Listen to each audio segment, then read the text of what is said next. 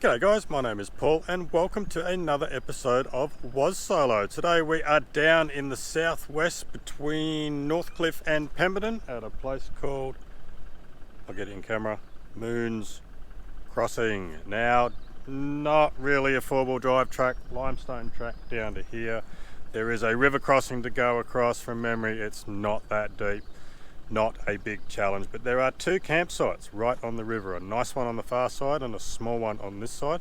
I'm going to head down there and see if one of those is free for me to set myself up in. So wish me luck. It is a Sunday, so hopefully anybody who was there last night is clearing out or cleared out, and yeah, I can get myself a nice spot right next to the river. Got a couple of things that I have now got for my awning that I want to show you. I want to test those out, see what they're like, and basically spend an afternoon relaxing by myself next to a nice river. Alright guys, we'll see you down there.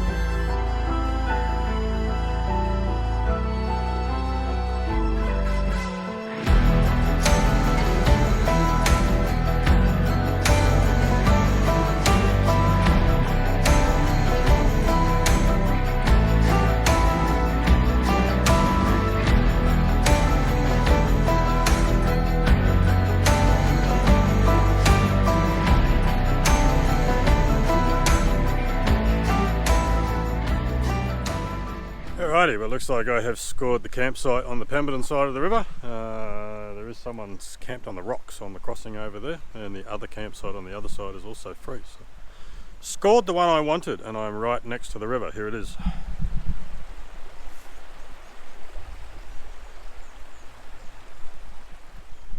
And there is the car. So literally the road, this is why I say you don't really need four-wheel drive to get in here. You can get in here with anything. I am now standing on the road. There it is. That way takes you to Pemberton. That way takes you to where I came from, Northcliffe. So yeah, alright, pretty stoked. Okay, I'm going to set up camp and get to relaxing for the afternoon. Alright guys, camp is all set up, so I will have to bid you cheers with a cup of coffee because it is literally only 9:30 in the morning. So here's the camp being set up. Now I am fresh off the boys' trip down to Yeagerup and Cowcup, spending an extra night out here filming a Wasolo and testing out a couple of new things that I've got for the awning. One is this awning wall. Now last night it did rain. I didn't use the awning wall. This is the first time I have used it, and the corner here did get wet, and I did find that the awning pulled in the middle. It wasn't too bad, but of course if you know you're going to get rain, you do have the tension middle things the middle eyelets to be able to pull it down so you get runoff. I did notice in the middle of the night I could hear runoff when it got to a particular level of water, but it does pull, so it is an idea that if you know it's going to rain, hook up a couple of extra guy ropes. So, but the awning wall, I thought it went the whole length, but it doesn't. I'm guessing it's designed to fit this section neatly, which I don't mind because I can still tuck the swag under it if I get out of the way. Swag is still tucked under it, but it's covered. So any rain coming down, of course, if rain comes in this way, I'm going to get wet. You're not going to stop that unless I put awning walls all the way around it, and then it's going to block my lovely view. So, but yeah, that should help keep moisture off the swag. So, and it's holding everything pretty taut too. It's Velcro underneath, and it's got the eyelets down there for me to be able to peg it in. There is a massive, great big tree just there, which I thought I might have pulled up too close to it, but it's all good. So that should be good. That should keep me dry if it rains tonight. The other thing is tie down gear. This stuff is awesome. It is so easy to use. Basically clip it up there, clip it down here. You get the little spring tensioners down the bottom there, the bag to put your excess rope in, and you literally just pull it tight and put the rope away. They are so easy to use, so much better than the original ones. So I've been using those for the last couple of days, and I think they are a very good bit of kit. So yeah, awesome. All right, I'm going to enjoy not so much the serenity. As I said before, there's a young family just on the other side of the river with a couple of kids that are enjoying themselves immensely. So, but given it's a Sunday, they may be packing up shortly and heading home. So I've got an extra day off, and I'll be spending tonight right next to this river. So yeah, I'll turn the camera around and I'll show you what I'm talking about.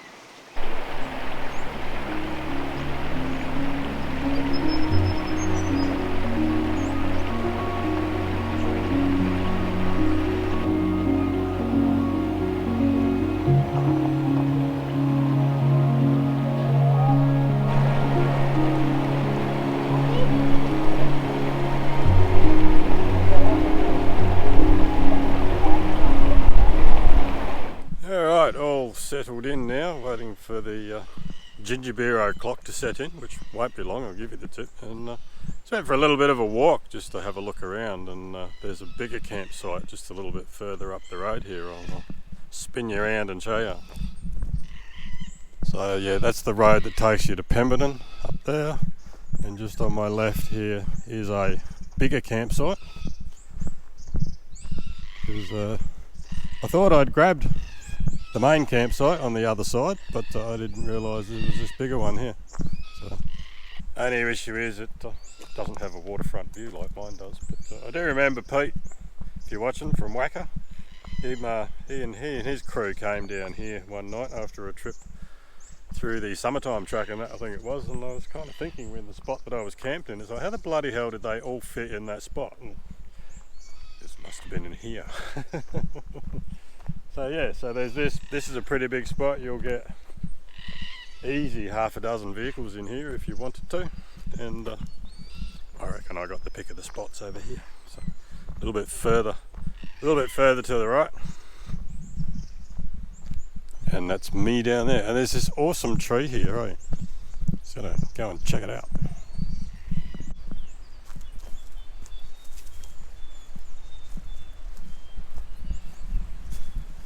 So yeah, it's all hollowed out. Someone's emptied out their fire pit down here. Ow! Oh, there's a log there. Yeah, look at that. Ta-da! Inside the tree. It's pretty cool. A few spider webs up there, but yeah, goes down to the river down here. But yeah, that it's pretty cool. There's some awesome trees through here. There's country down here. It's great forest. Yeah, it is so beautiful. We're down in a valley basically, and although it's been windy at times, it doesn't really feel it down the bottom here. So quite protected, and the sun keeps coming in and out. And yeah, the young couple from the other side came over for some reason to visit my campsite, and the gentleman says to me, he goes, "Oh, you're not worried about the weather?" And I went, "Mate, I haven't got a clue what the weather is going to be." We were at Cowcup last night, and it rained a bit. Apart from that, I saw the long range weather forecast before we left, and I don't remember any massive storms coming through, so I'm not quite sure if he knows something that I don't, but what could possibly go wrong? Beautiful spot like this. I said to him, "Mate, I've got heaps of cover. Look, I don't need any more. So if it rains, it rains. No big deal." But yeah, alright, I'm going to take in this beautiful spot a little bit more, and probably get myself some lunch soon, and a nice ginger beer, I reckon. Alright.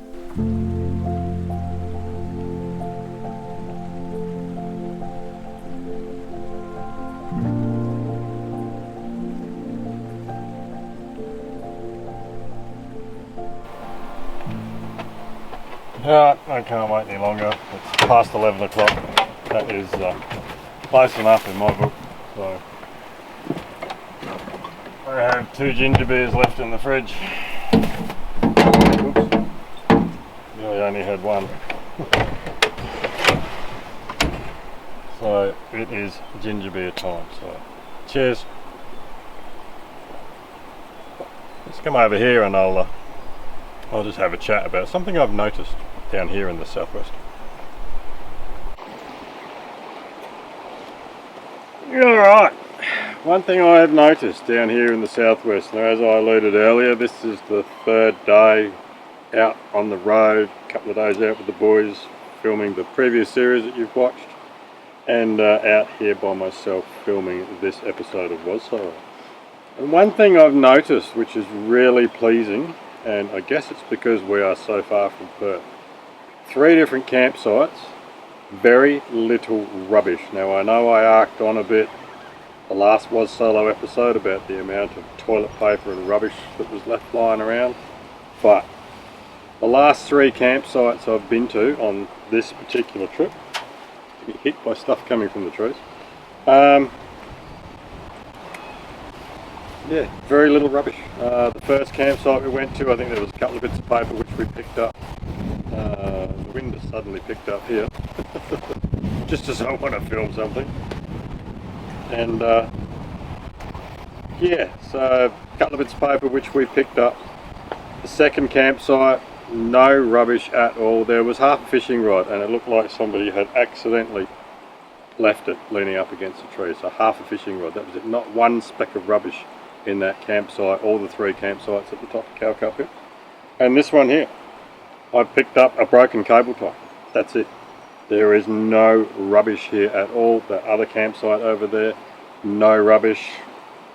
Up the road there towards the crossing, I haven't seen any rubbish. So it just goes to show you get that a little bit too far out of Perth for the that 1% club to travel. You find some pretty nice spots where people have looked after. So cheers to the people that look after these spots. You've done well. It's yeah, it's really nice to come out, and I do love the southwest. It's one of my favourite parts of WA to tour. There is so much to see. You get amazing campsites like this one right next to a river, and yeah, it's really enjoyable. Alright guys, I'm going to enjoy this nice cold ginger beer. That's my TV out there. The water flowing past, and then I'm going to make myself some lunch. Right.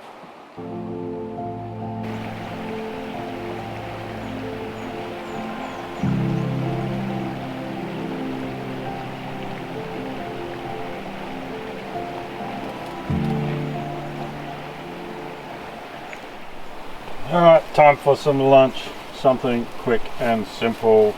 A couple of crispy chicken strips, which I'm cooking in a frying pan because this takes about an hour in the oven. It's just quicker. Took 5 minutes. So crispy chicken, some coleslaw, some Kewpie mayo, and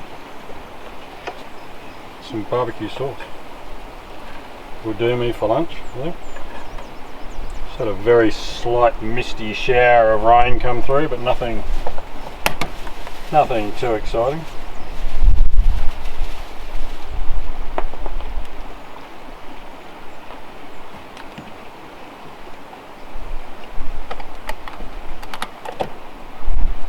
Just like my lunch, really. Alright, bread, chicken, barbecue sauce. I just had to get that out of the way because I thought it was going to rain a bit harder, but it didn't. So, whoopsies, dropped the knife. Sauce in here somewhere, there we go.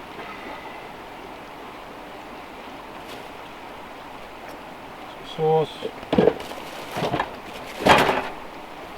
Some mayo on the other side. And some coleslaw.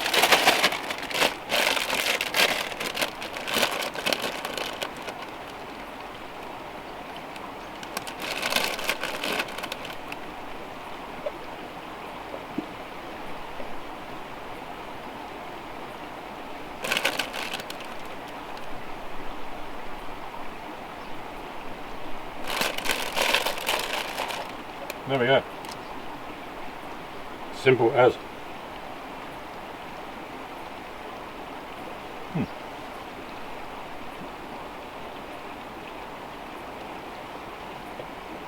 And also yum.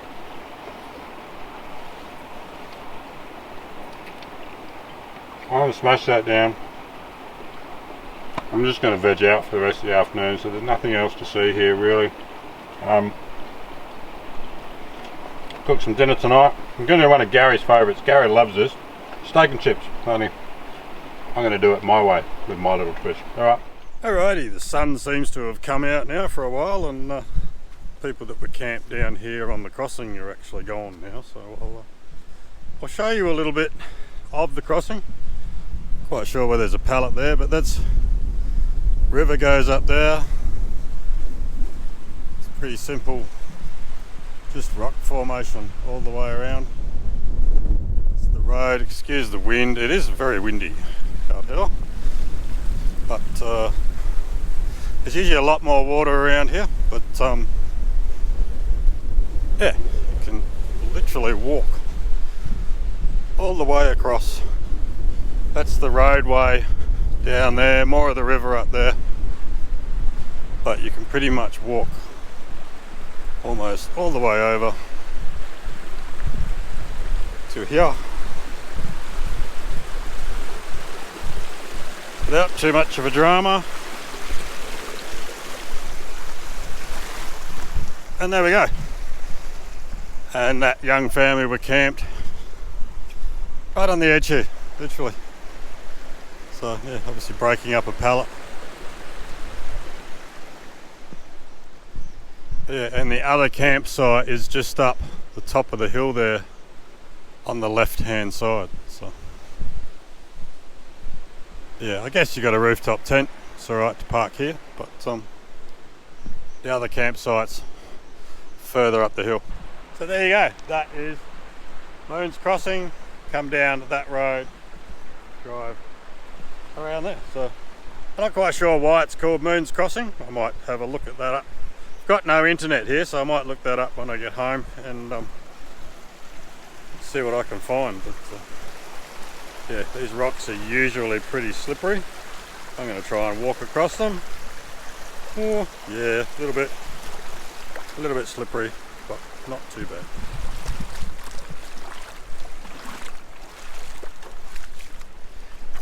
It's not all that cold either. Might actually wander down near the campsite, stick part of me, oh it's nice and warm there, stick part of me in the water and have a bit of a wash. It's been a few days since I've had a shower, but never mind, I am on my own, so it doesn't really matter.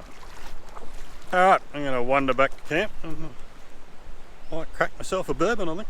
Alright. So the origin of the name is unknown, but Moon's Crossing is a place without any built features. The crossing is a bar of granite rock that crosses the Warren River. This provided a natural ford that was used by early settlers in the district before bridges.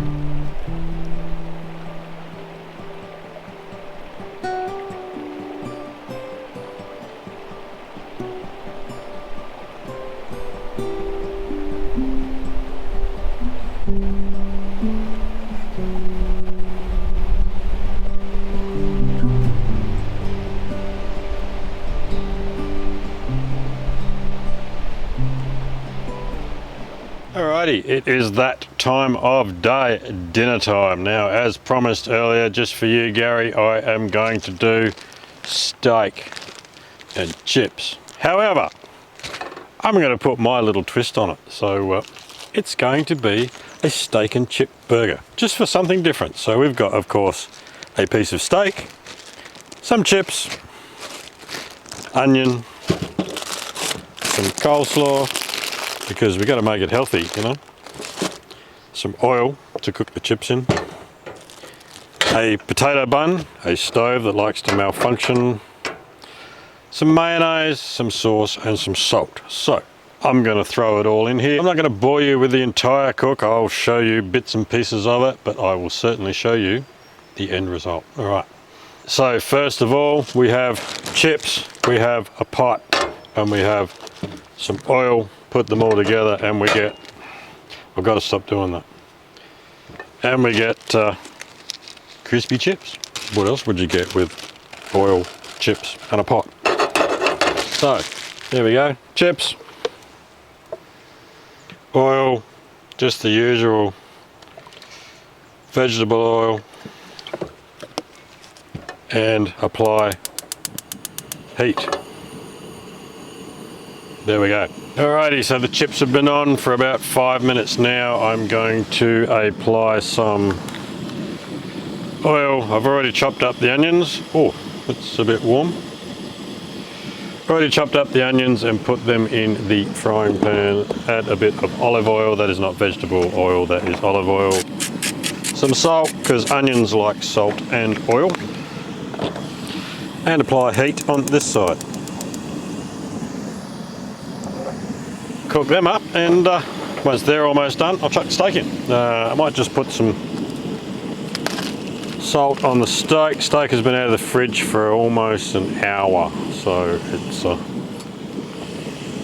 been coming up to, I'd like to say room temperature, but this isn't a room. So I'll season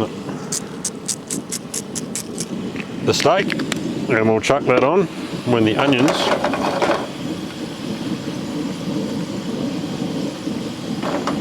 are getting close. Alrighty, those chips are pretty much done. The onions aren't far behind them. The onions a bit of a toss.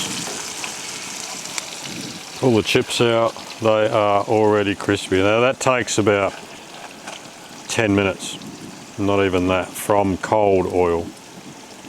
Admittedly, I did have the stove going absolutely full bore, so I did have to turn it down a little bit. So I'll put the chips on some paper towel to drain off. And a little tip with your chips, salt them when they're fresh out of the pan, and don't be afraid.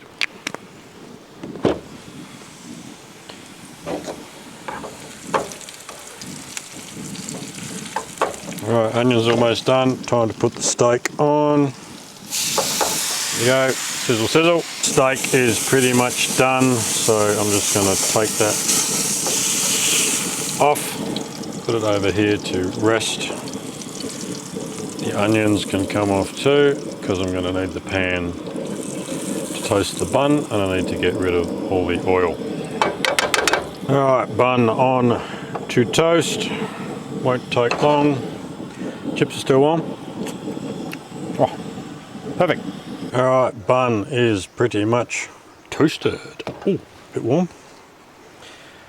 Time to start. I need a knife.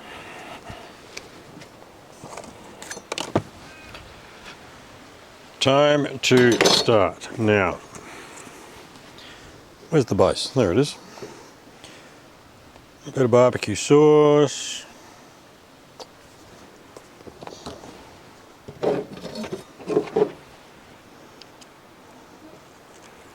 Take the steak. Oh, perfect.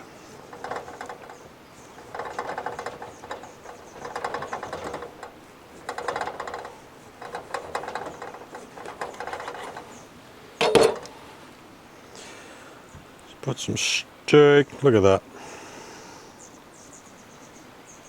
Perfect. Oh, I just dropped some. Sacrilege.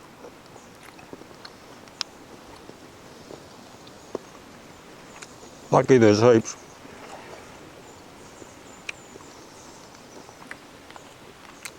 Onions.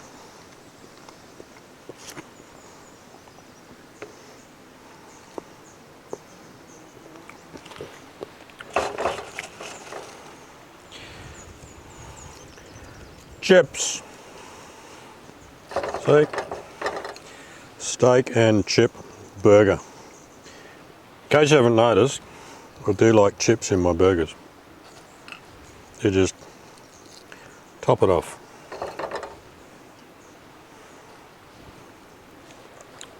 A little bit more sauce.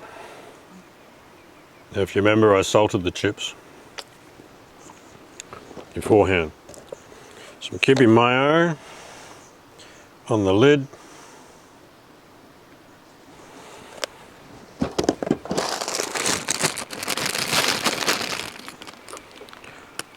Some coleslaw.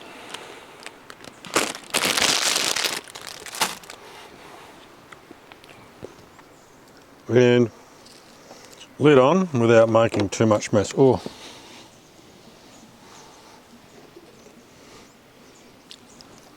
Okay.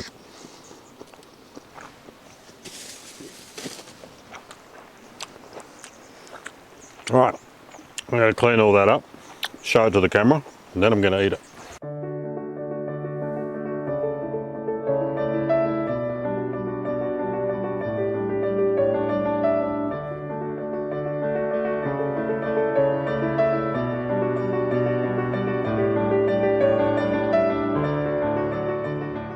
How good does that look, hey? Steak and chip burger. Oh, and the chips are awesome as usual. All right, I'm going to tuck into that, smash it down, maybe have a couple more bourbons, enjoy what's left of the daylight, and I'll probably see you guys in the morning. All right, cheers.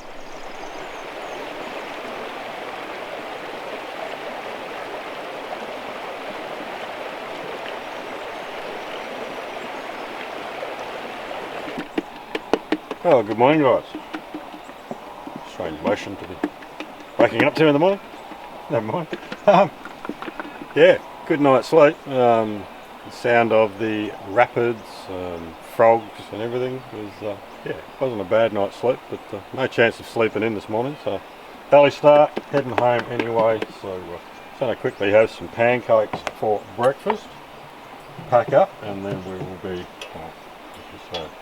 we'll be out of here. So hot plate on, mini pancakes straight off the hot plate, because who needs to be doing dishes when you're going to pack up camp and head home. So, butter, little mini pancakes, and I've got some maple syrup to go with them. So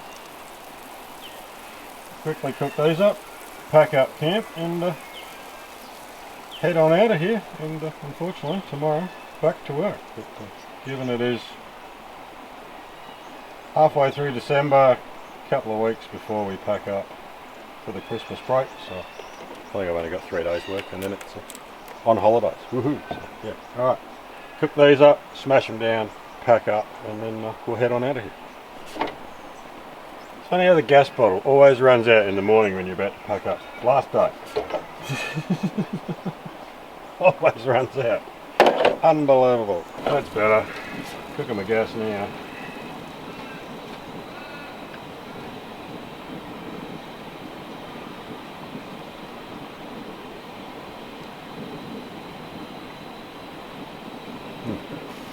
Straight off the hot plate. Toasts. So good.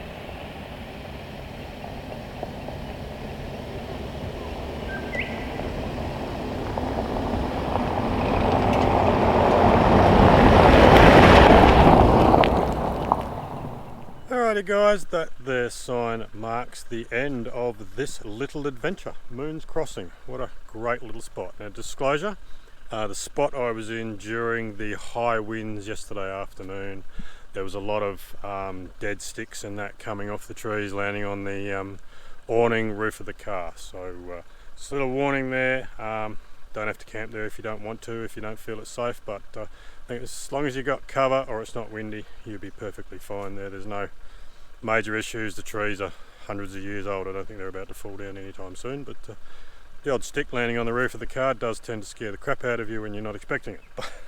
So there you go.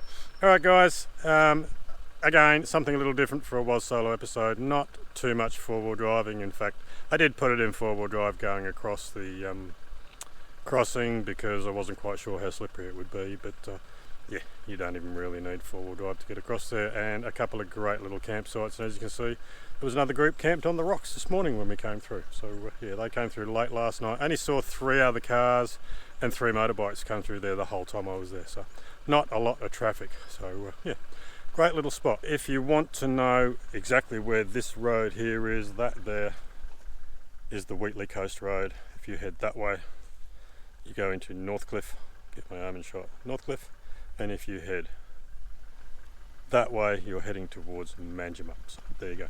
That is how you find it. Or you can get in from the other end of Pemberton, but that's a bit tricky. So this is the easy one. Anyway guys, if you've made it this far and you haven't already subscribed, please hit that subscribe button. Don't forget to like and share. If you want to help support the channel, jump on your laptop or your PC, head on over to YouTube, onto my channel, and hit that join button. You cannot become a member. The join button does not appear on your mobile device, so you have to do it through your laptop or PC. Wish YouTube would fix that, but never mind. Another way you can help out is to head on over to our website, www.perth4b4-adventures.com.au. grab yourself some merch, every little bit helps. And another way you can help is if you want some great cleaning products for your vehicle after you've been down the beach. All anti-corrosive stuff. It's great cleaning gear. www.saltycaptain.com.au. Head on over there, use my affiliate code PaulG15 and you'll get 15% off all their products. Anyway guys, thank you so much for watching, and we'll see you in the next adventure. Cheers. We can be the stars of our show. We can be the